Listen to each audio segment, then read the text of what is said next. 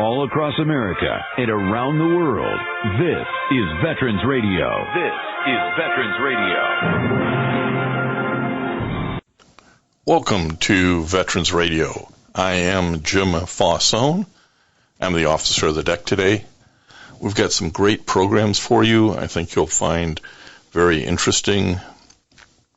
We always want to remind you, you can find more about Veterans Radio at its Facebook site or by going to veteransradio.net, where we're on the web 24/7. You can find a lot of our podcasts there as well.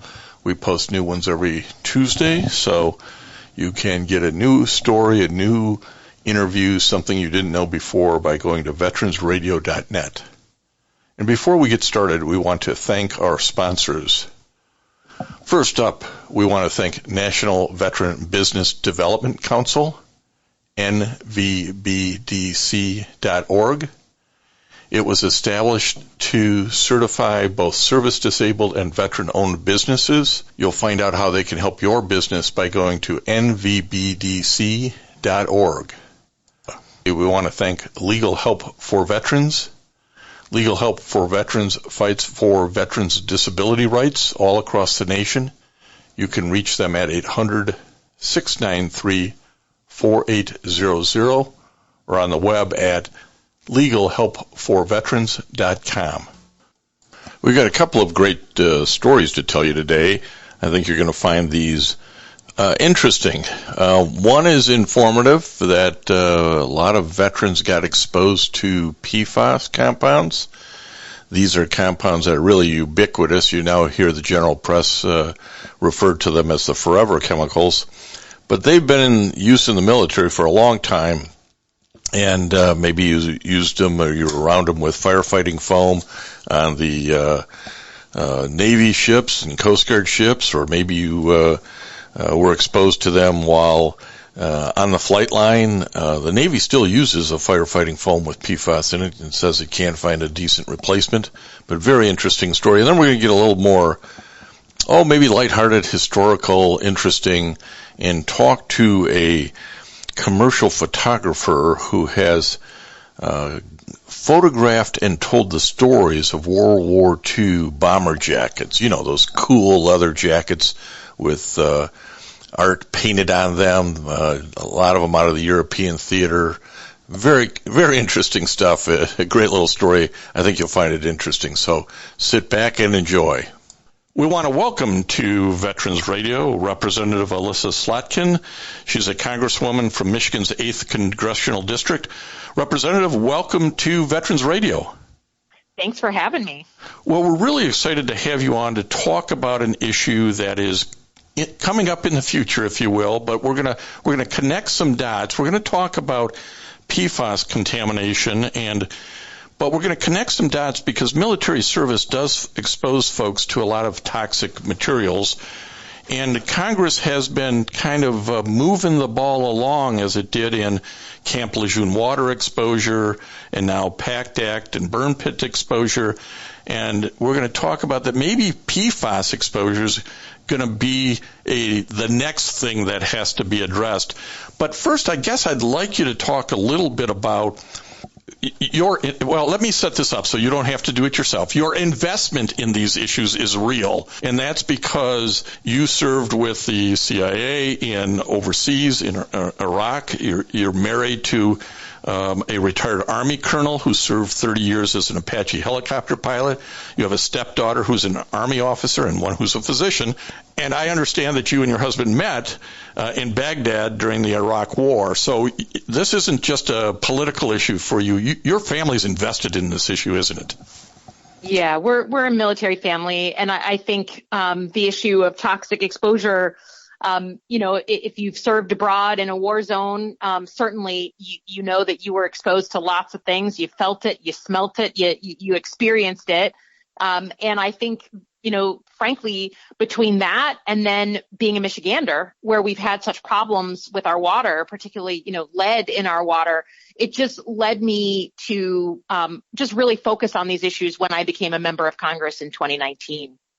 And you represent an 8th Congressional District, which is Ingham County, Livingston County, and northern portion of Oakland County. None of those locations really have military bases, but this is a bigger issue, isn't it?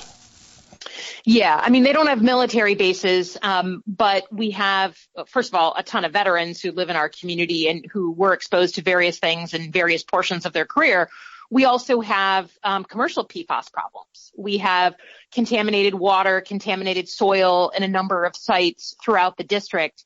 And, you know, the one thing about Michigan is water is part of our identity, right? And I think we are looking harder than most states for those chemicals in our water, in our ground soil, and we're finding them. And so it's just an issue that is kind of never far from the front page in our office, because whether it's commercial or military, it's just real here. Yeah, and for those who are thinking, well, I skipped chemistry class in high school. What the heck is PFAS? This is not a chemistry test. We're not trying to train anybody up here on all the different types of PFAS or PFOA compounds that exist, but they're man-made chemicals that had a particular use for a number of applications that at the time everybody thought was wonderful, such as firefighting foam, and many of us in the military either trained or used firefighting foam to extinguish petroleum-based fires, whether they be on the flight line or on ships. But we also, this PFAS, PFOA compounds are the water repellent compounds that were put into fabrics and all kinds of different things. So there was a point, I think the DoD began using this firefighting foam in the 1970s. So this is a 30, 50-year-old problem that we're now beginning to focus on. So no more chemistry on PFAS and PFOA. But Representative, you were in support of the bills dealing with Camp Lejeune water, with the PACT Act. And those bills kind of nudge or authorize the VA to deal with certain health care issues and compensation issues. Talk to us about Congress's role here in trying to make sure that veterans who got exposed to things are taken care of. Yeah, well, my closest involvement was on the PACT Act, where myself and Representative Peter Meyer from the Grand Rapids area co-sponsored the bipartisan burn pit legislation, right? These burn pits that every veteran who served in a war zone, certainly from the Persian Gulf War on, were exposed to. We burn all of our trash, as everyone knows. We burn everything, plastic. We often use jet fuel to start the burn pit. I mean, just a lot of, bad stuff in the air. We co-sponsored that legislation, which eventually was taken up by the PACT Act and passed. And I think the thing that we all had in mind as we were putting forward this legislation is what the Vietnam generation went through, the Agent Orange generation, right? The veterans of Vietnam who got exposed to Agent Orange and who for the better part of 30 years had to fight for recognition from the VA that Agent Orange exposure led to the health problems they were struggling with. And we made a concerted effort to say we're not going to let the Persian Gulf era and the 9/11 era veterans go through that same, laborious process. So we put together our legislation. I'm on the Veterans Affairs Committee along with the Armed Services Committee. So being on the VA committee, you get to push your agenda pretty hard, which we did. And I think the key thing that people need to understand as we, then go on to talk about PFAS is you have to have scientific studies that can connect the exposure, let's say to burn pits or Agent Orange, or now maybe to PFAS, to specific health problems that veterans are experiencing. With burn pits, certainly with Agent Orange, you could easily do that. It took too long to get those studies done, but the VA wouldn't move and Congress wouldn't move without those studies. With burn pit legislation, I think people had gotten hip to this process, and there had been scientific studies that could credibly and reliably link 23 different conditions to burn pit exposure. Everything from late adult onset asthma to sinusitis to kidney problems. And you'll see in our legislation that those 23 conditions are the ones that the VA now has to train for, and it now has to say, look, if you've got one of those conditions, the presumption is, if you served in a combat zone, that you got it from burn pit exposure. So the lesson there for me was you need scientific studies, preferably funded by the federal government, to move it along. And that's basically the process we've been trying to follow on PFAS, making sure the science is there to understand people who handled that firefighting foam. What did that exposure end up resulting in a scientific, provable way? And I think that's what gets lost maybe in the general public is all that extra work on the research and medical side before Congress can authorize VA to move in a certain direction. It takes time and scientific study, and there's a lot of frustration. But you're right. You learn the lessons from Agent Orange and say, okay, well, we've got to prompt this along a little bit, and you helped prompt this along by getting some funding in the National Defense Authorization Act a couple of years ago. Tell us how that, again, kind of advances the ball. Yeah. So, folks may not know that the way that the U.S. military is funded is through the National Defense Authorization Act. It's a big bill, that passes every year because it has things like military salaries in it and funding for our weapon systems, our bases, housing, et cetera, et cetera. It's, even in a fractious time in Washington, that NDAA passes every year. So it is it's become a very important vehicle to legislate. And starting, from 2019, when I first got on the committee, I started pushing this issue of PFAS and making sure that there's more accountability, particularly around our military bases. A lot of our military bases, not only do they expose veterans, by the way, but the communities that live around the bases also have very high levels of PFAS oftentimes. And we see that in Michigan in places like Oscoda. So we've passed a bunch of amendments, everything from making sure we're doing PFAS testing at National Guard installations, placing moratoriums on incinerating that firefighting foam, right? Like let's not make things worse, but then also requiring, first of all, the Pentagon to notify Congress of all releases of PFAS foam, and then doing things to incentivize, as you say, the research. So the idea we had was creating a prize program to incentivize development of non-PFAS firefighting foams. How do we wean ourselves off of these materials? And then putting money into the NDAA to research not only just alternatives, but just the science of the illnesses that our veterans were getting from PFAS. So we put all of that in over multiple years.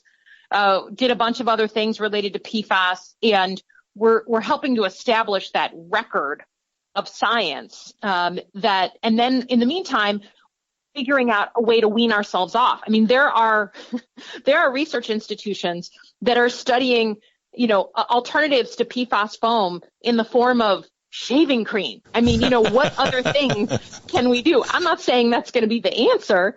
I just think it's hard to go to the military, same thing with our firefighters, right, and say, you need to wean yourself off this toxic stuff, but by the way, now we don't have an alternative for you. Yeah, and so I think that, do all of that. I think I've read that the Navy is still using and is allowed to use for a few more years. Ships. PFAS in ships, the firefighting foams, because they say it's the best thing. And if anybody who's been on ship, as I have, your biggest fear is a fire on the ship because there's no place to go. And exactly. And so the Navy's concerned about that. So there's got to be research to say, well, what's going to replace it?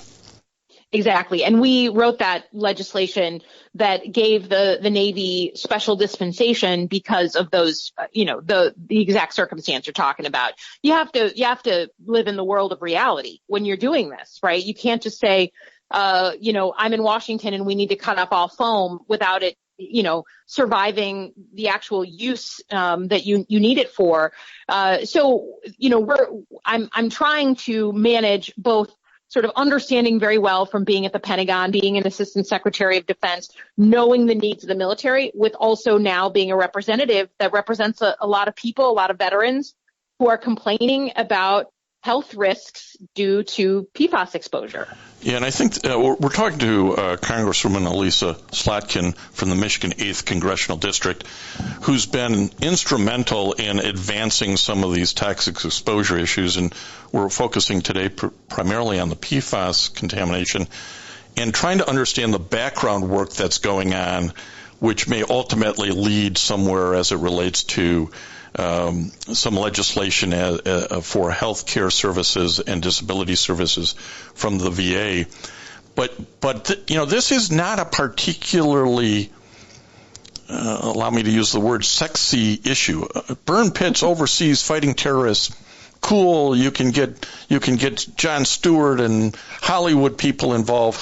But PFAS is really an exposure here at military bases in the United States during normal operations. Do you feel that it just may not ever get the momentum because it doesn't have that kind of appeal? I don't feel that way. And I guess part of it is because we're about to have a bit of an earthquake on the issue of PFAS coming to us certainly in the next year. And that's because the EPA is right now, as we speak, reviewing their own scientific standards for what's safe what PFAS levels are safe and not safe for people in drinking water and in soil. And I think for those of us who've been focused on this issue, we have been arguing for a long time through multiple administrations that the standard the EPA was using, 70 parts per billion, was just not really based on science. That actually that's too much exposure, that will make you sick, and you need a lower number to be safe. Michigan went ahead because, as I said, we're real leaders on this issue because of our drinking water concerns. And we went ahead and changed the Michigan standard to 7 parts per billion. Real different, right? And the EPA has signaled that they, in the next year, are going to change the PFAS standards for safety based on science. This is a big deal. And I said, to the military directly, to the Pentagon, you guys have a bit of an earthquake coming when the EPA changes that standard, both, what you're allowed to seep into the ground at bases, but also the exposure for the active duty and National Guard. You're going to have to change up what you do here. And it's coming. It's a coming. And I think that as that standard changes, it's going to put a lot more focus from the surrounding communities, from our veterans on this issue. Now, always helps to have a Hollywood star, and I'm going to nominate, without his permission, Mark Ruffalo, who is the star of a movie on PFAS called Dark Waters. It was a civilian use. 3M was using it for years and making communities in West Virginia very, very sick. But he's someone who's come to Michigan on Flint water issues, lead issues. So I'm hereby nominating him to become the new in-your-face Hollywood star of the PFAS veteran exposure. I think that's a great suggestion, Congresswoman. I'm going to be promoting that one way or another, because unfortunately we are in a world of media and attention, and there's so much stuff going on. You kind of have to build up a public support. And sometimes it has to be done this way, right? Because it helps those in Congress say, well, okay, we've got 100 good priorities. Let's move number 99 up to number 3. And that's right. Just reality of the real world. As you said, you have to live in the real world, don't you? And yeah, the real world includes, at the end of the day, the most difficult issue that we had to surmount getting the PACT Act passed was money.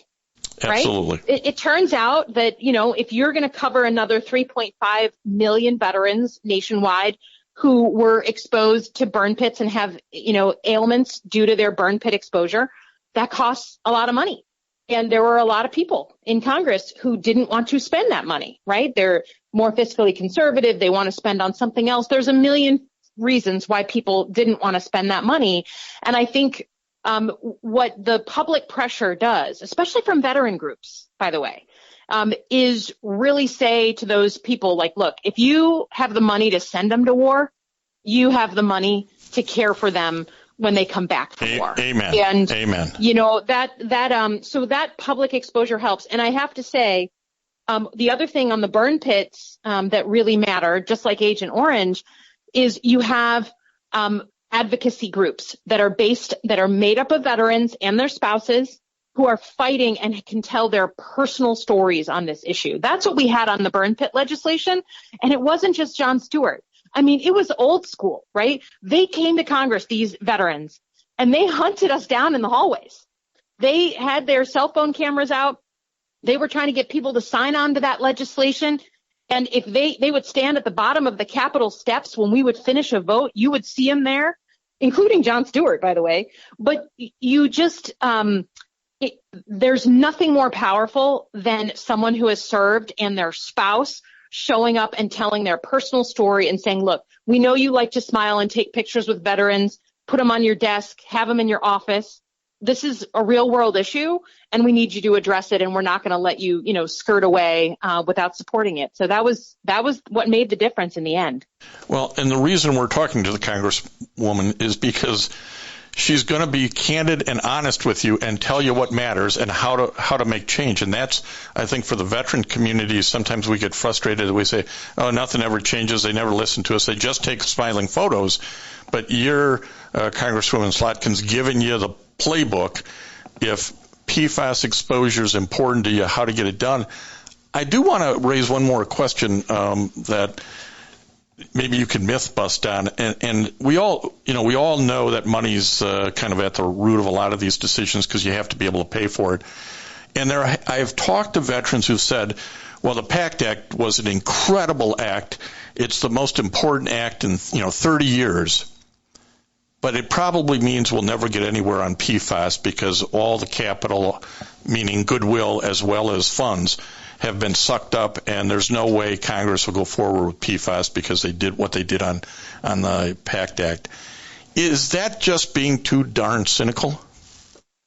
Yeah, yes. I think that is underestimating the power of veterans who become activists on a whole host of issues, but certainly on this issue.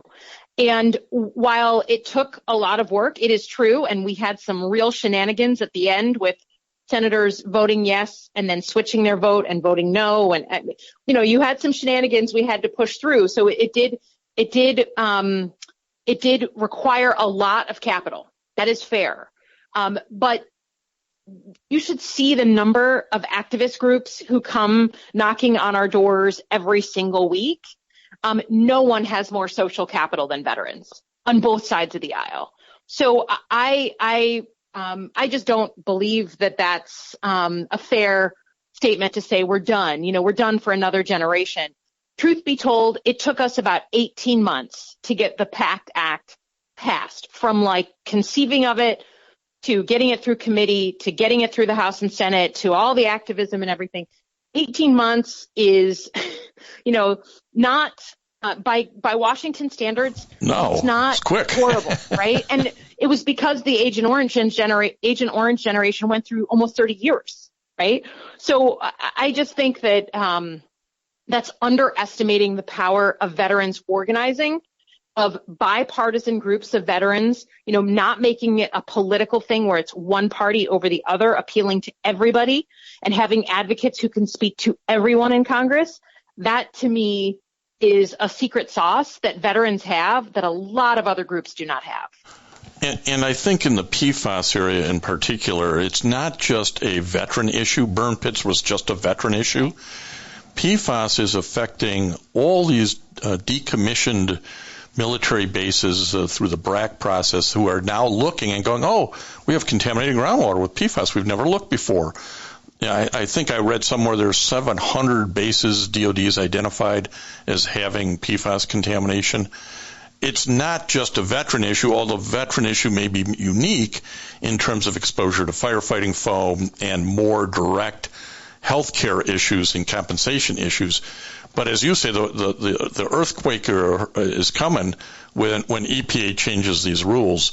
I know the folks up in Wordsmith, Oscoda have felt that the Air Force was just slow walking these issues, but I suspect that will all change if the EPA makes its changes.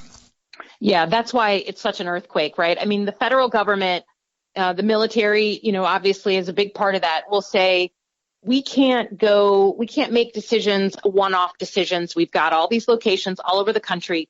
When the EPA gives us a different standard, then we'll act and we'll clean up to that standard, right? I mean, they're pretty blunt about it. And so a community advocating, a community doing its best to speak out and speak to the, big Air Force, big Army, anyone, will only have limited success when the EPA isn't doing its job. And so now when the EPA looks like it's going to actually change the standard, that's where you're going to have DOD taking a very different tone with those surrounding communities. That's where, they're going to come in and say, okay, this is the new federal standard. President, Commander-in-Chief has signed it into law. Now we need to clean up to that level. And I think it's really going to change. And I do think that veterans plus, surrounding communities are really going to have, can be allies in this, as you say, and take that fight to Congress in a comprehensive way. It just takes organization.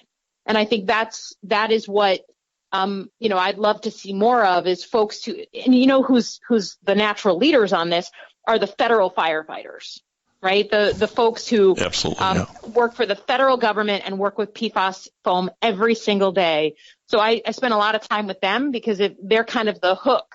And if you can get them covered, if you can get the government to recognize their conditions, then it starts to fan out from there to veterans who handled this material. Yeah, absolutely. And we're getting a lot of great insight on this issue and how it works through Congress with Congresswoman Elissa Slotkin of Michigan's 8th Congressional District. You've been extremely candid, and that's why we are so glad that you'd spend a little time with Veterans Radio today talking about not only the PACT Act, which is now a success, but the future, which might be PFAS, and you've given us some hope. I think there were a lot of folks who said this will never happen, but I think you've given us a lot of hope, and it's really important work that you're doing in Congress on this issue. Well, it's a passion project for me, and it lives in the Venn diagram between my national security experience and my Michigan experience. And if there are groups who want to come see me, come get organized, come talk about it, the door is open to anybody. Well, that's a great place to bring this to conclusion because that's an open offer and one people should take up on, although I am going to start promoting Mark Ruffalo as the face of PFAS. And when they say, whose idea is that? You're getting blamed for it, Congresswoman. We really appreciate the time that you've given to Veterans Radio today to shed some light on this really important issue. Thanks for what you're doing, and thanks for having me. So that gives you a little idea of how Congress gets moved to fix problems. I thought it was a very candid discussion about how the PACT Act got moved, but more importantly, gives us some direction as veterans and what needs to be done to make sure that those who are suffering from PFAS exposure, and there's a whole list of health issues associated with PFAS and related compound exposure, how to engage Congress and get them to move to do what's right for our veterans. So, again, information you're not going to find anywhere else but veteransradio.net. That's why we always direct you to our Facebook page, our podcasts, where we're really working at trying to inform you with items that maybe you're not going to hear anywhere else.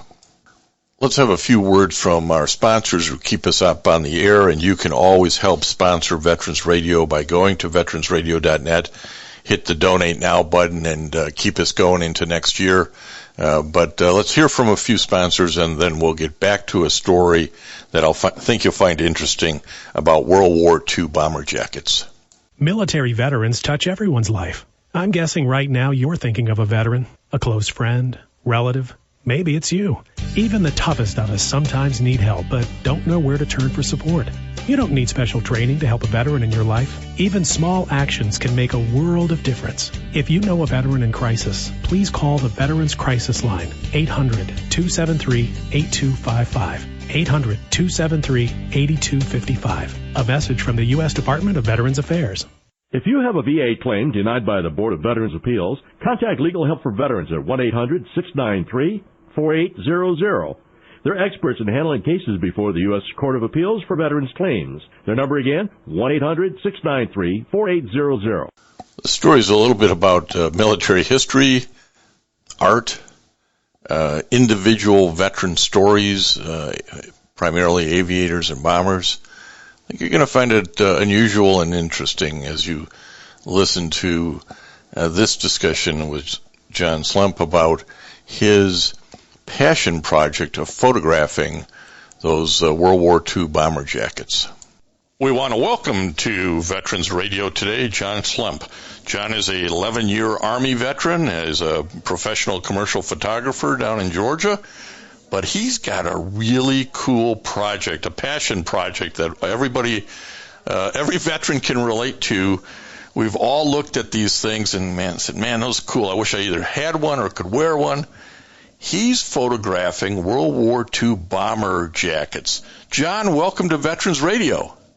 Thank you, Jim, very much. It's a pleasure to be here. Now, I set this up a little bit. I mean, you're not an amateur photographer. You are a commercial photographer, and you do incredible, sort of artsy photos. The rest of us who are so used to just using their iPhone or their camera can hardly appreciate what you can get out of a photograph when you have real equipment and real skilled operators. So I've seen some of your work, John. It's incredible.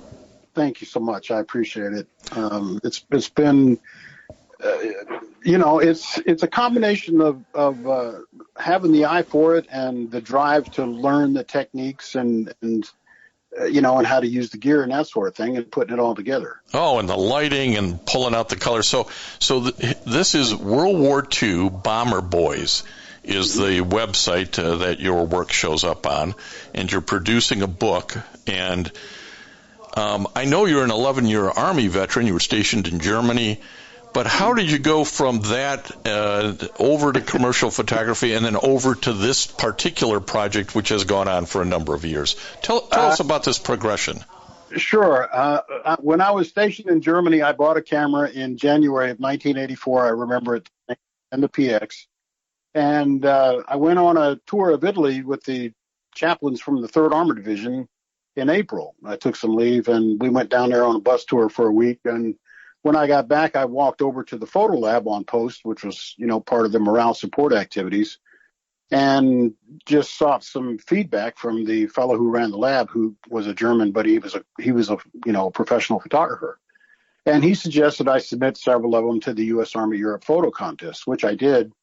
And we went on gunnery and maneuver training for 45 days. And when I got back, I had this urgent message to call this lady. And so I did. And literally as soon as I got off the train, and she said, can you go to Heidelberg tomorrow night? I'm like, well, what for? And she said, for the award ceremony. And I'm like, what for? And she said, you won first place in the people category, color slides. Can you go?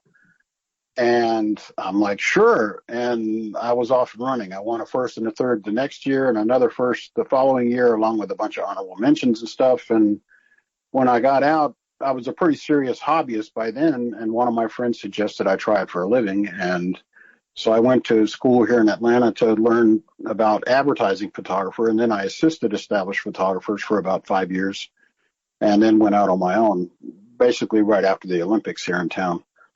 And I was always interested in aviation. I was a generalist for a number of years. And of course, I decided to start specializing in aviation right when the economy tanked in 2007, 2008. Probably the worst time in history to make that decision.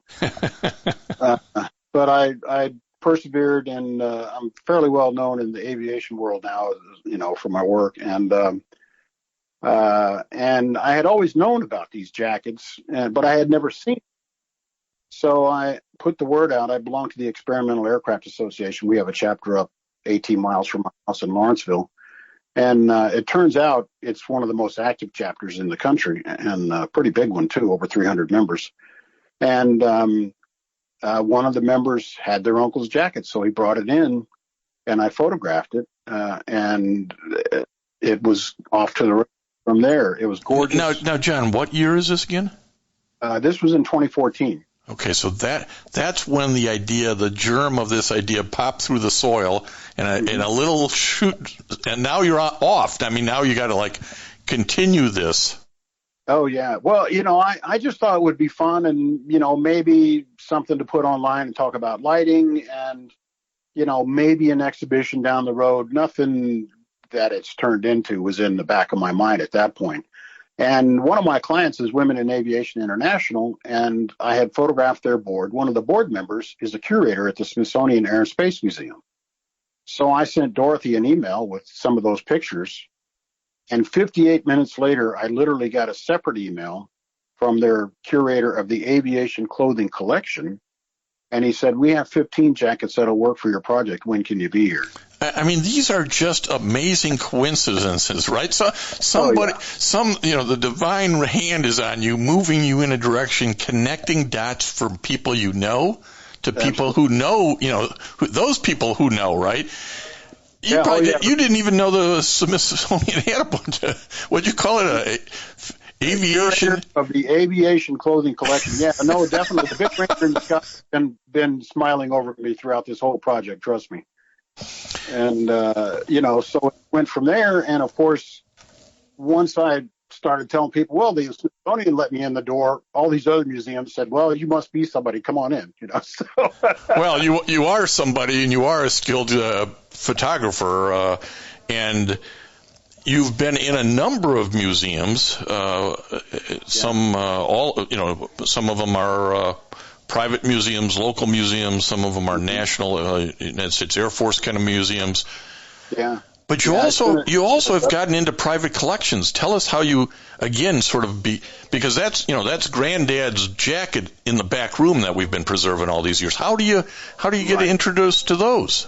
A lot of it was word of mouth, to be honest with you. And that's one thing I want to emphasize too, besides so I photographed 162 jackets, I think, at last count, but about 50 of them or so were from privately owned either collections or, family heirlooms. And so a lot of it was word of mouth once it got started. So as you've gone through this, and I'm sure you've learned more about who made the jackets and how the art got put together. I know you've also interviewed men who had these jackets. But let's start with that. How did these jackets originally come about, and how did they first get turned into works of art? Well, there was an A1 jacket. The jackets I'm photographing are properly known as A2 summer weight. They're leather, but they're fairly lightweight, actually, and they're not good at high altitude. Anyway, back in the 20s, well, it goes back to World War I. We jumped in the war in the middle of 1917, and our Air Force was basically non-existent, so we flew British and French airplanes and a few American planes, that sort of thing. But we didn't have any standardized flight clothing.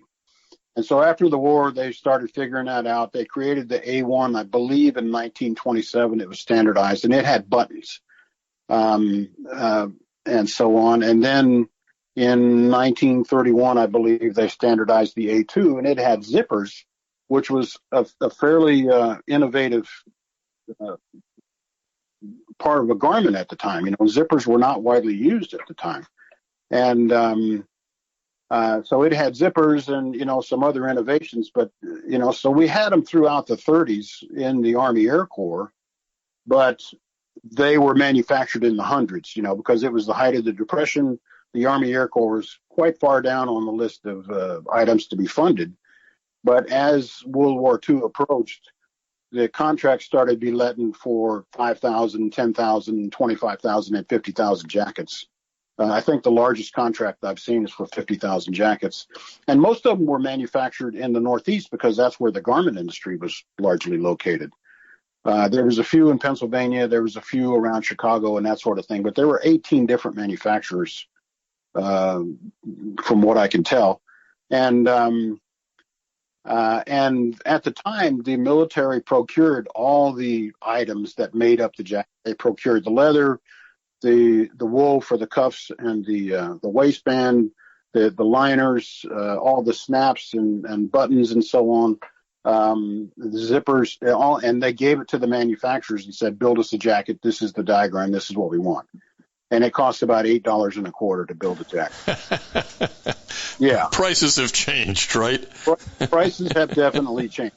And one jacket that was brought to me last summer from California by a friend, I photographed up in Oshkosh, Wisconsin, which is where the big air show is every year, the largest air show in the country. It's called Air Venture. She brought it to me, and I photographed it in a garage in a house we were staying in, and she had it appraised right before she brought it. And the appraiser in California said, yeah, this is worth $8,000. Holy cow. Yeah, these, again, are really incredible pieces of history. As you've done this work, have you been able to kind of zoom into when and who decided, I'm going to start putting artwork on my A2 jacket? Well, veterans have always been kind of innovative in that regard, shall we say.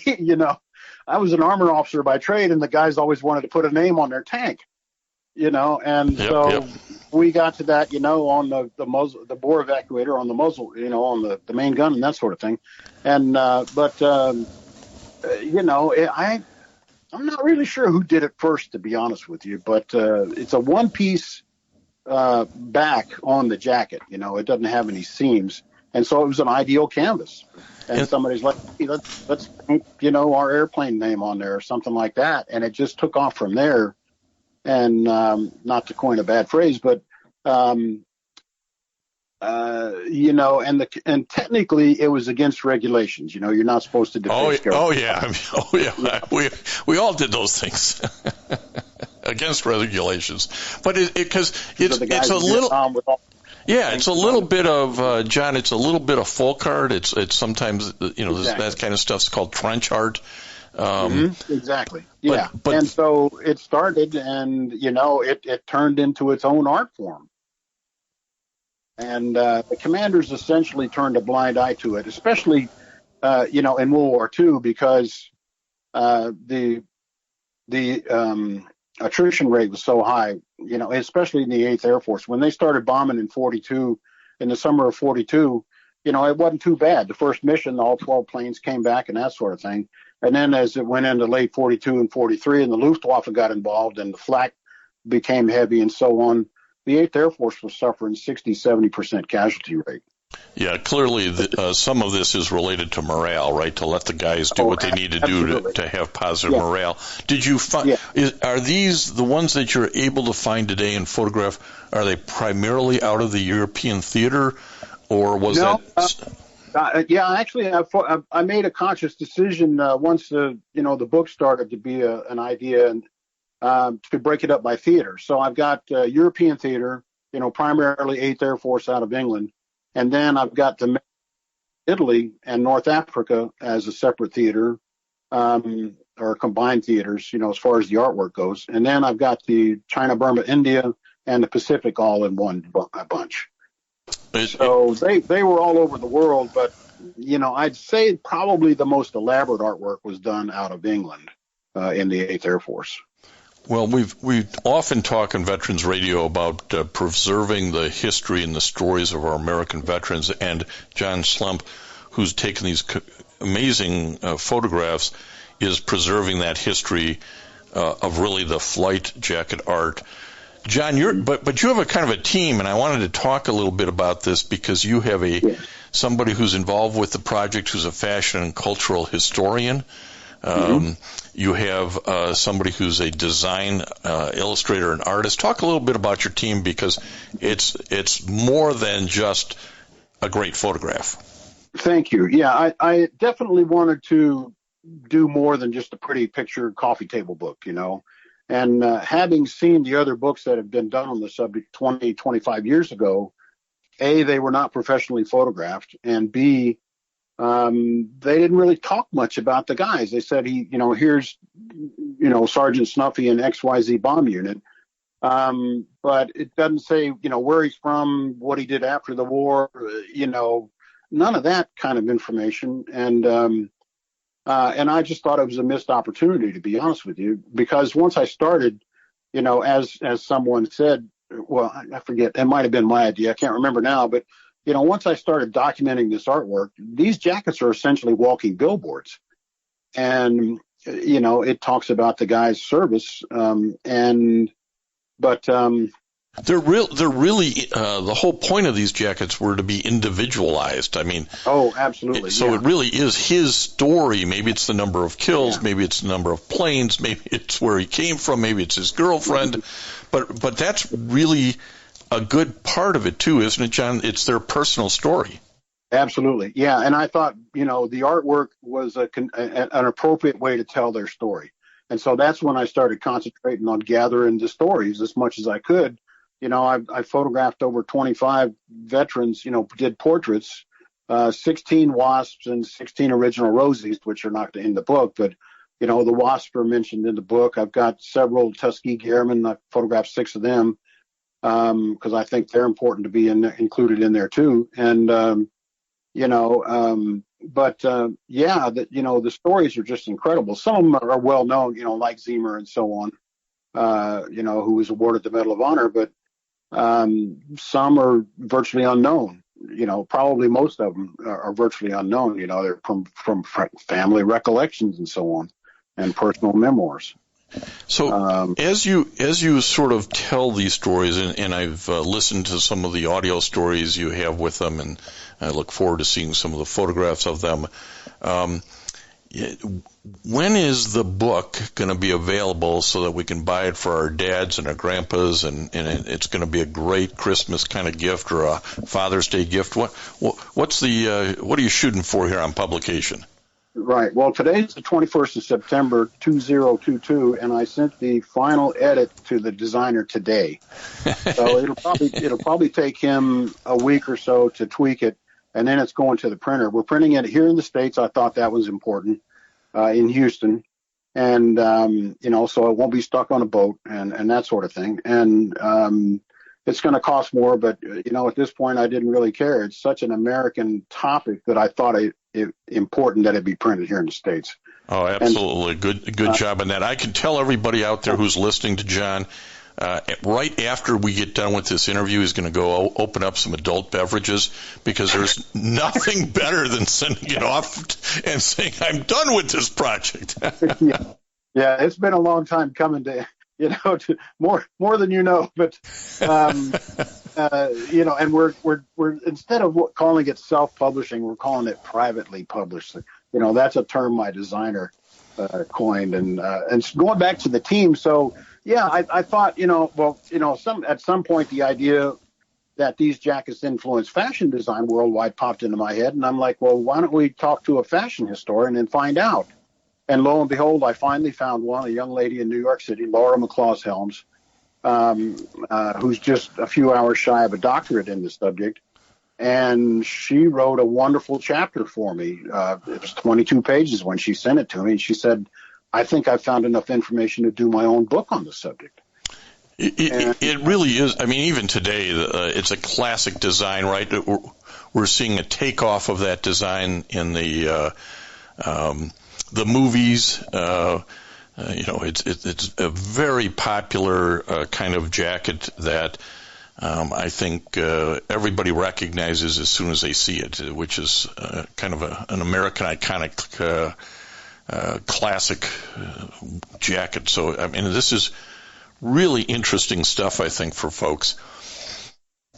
One of the things John mentioned is that he and I bumped into each other because one of the jackets he's doing, Jay Zemer's, which is in the book, is also there's a story of him on the homeofheroes.com website that we curate, and John asked if he could use some of that story in telling Zemer's story, and of course we said, yeah, but more importantly, I want to hear about the book you're doing. John, as the book gets published sometime in mid-November, how are folks going to be able to find it and order it? So, I thought about doing bomberboys.com, but I didn't want the FBI showing up, so I decided to put I in front of that. So it's www.wwii for World War II bomberboys.com. And at some point we'll have it on Amazon. We are already taking pre-orders. We've already had 150 pre-ordered. And it'll be available in bookstores and major, probably aviation museums, to start with. And, so those will be the primary ways to obtain the book. Do you have a target price on it yet? Yes, $129.95. And that may sound expensive, but it's actually 12 inches by 12 inches, and it's almost 400 pages. Well, and, as I say, it's artwork. It's really something. It is. And, it has an index, too. None of the other books on the subject have an index. I had that professionally done just recently, and I've already used it myself, to be honest with you. Well, if you got 400 pages, you need a little help finding that story that you want to tell your friend about. Exactly, and I think it'll be a research tool as well. I actually did a spreadsheet, which will be available on the website at some point, but it's got the manufacturer, the date, the contract number, the number in the contract, the jacket itself, who owned it, et cetera, et cetera. So I've got a spreadsheet on all that. So I've tried to do more than just create a pretty photo book. We've got a section in there on conservation as well, written by a professional conservator. And we were able to, I put the word out through Facebook. Does anybody know, an expert on collecting these jackets? And a lot of people said, talk to Jeff Schrader. And I'm like, okay, who's Jeff Schrader? Jeff Schrader is an appraiser for Antiques Roadshow. Oh. And he wrote a section for me on collecting the jackets. And it's 4 or 5 pages, but it's very well done. And he's a great writer, tons of experience. He's got his own company that buys and sells militaria. And, and there's some lovely illustrations in there by a fellow named John Mollison, who lives in North Dakota, I believe. And he is heavily involved with, the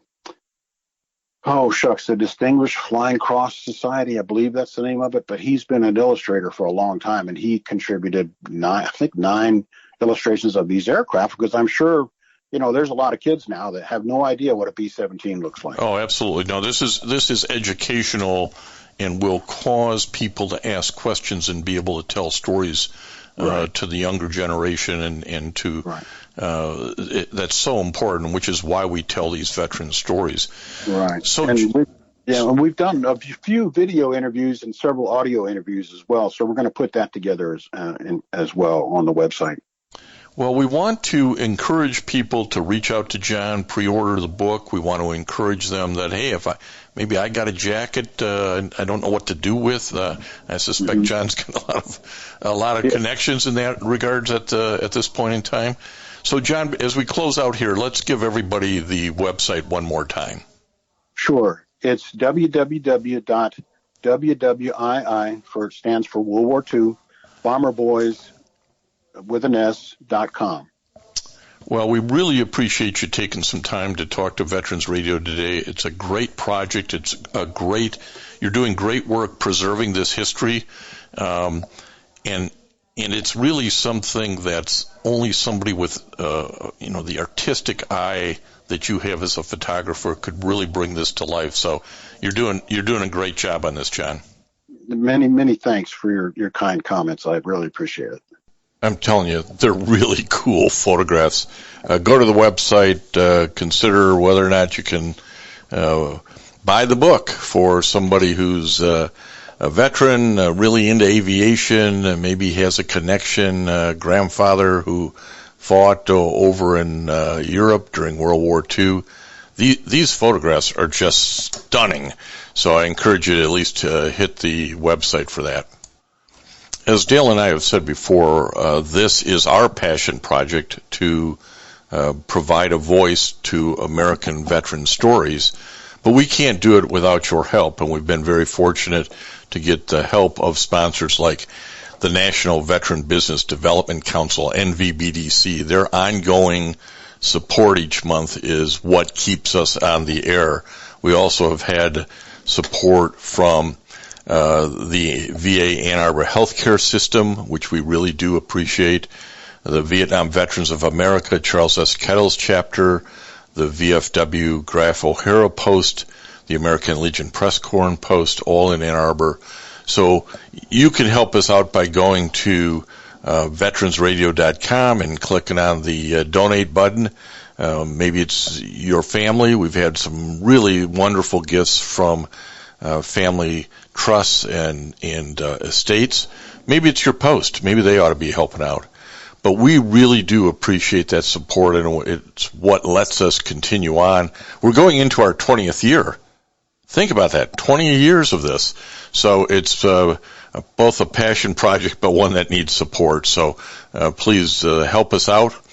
Next week, Dale will be back, and we'll tell you a couple of more great stories. But in the meantime, go to veteransradio.net. Check us out there. I'm Jim Fausone. It's been a pleasure to be your host today here on Veterans Radio and bring you stories about PFAS and emerging contaminants and how Congress moves, or about the history of bomber jackets. Really cool stories that you're not going to find anywhere else. So I do think we provide you a unique outlet of information and hopefully also not only educate you but entertain you. So as we wrap up here on Veterans Radio this week, it's great coming off another great year, and we look forward to our 20th year of being on the air. And until next time on Veterans Radio, you are dismissed.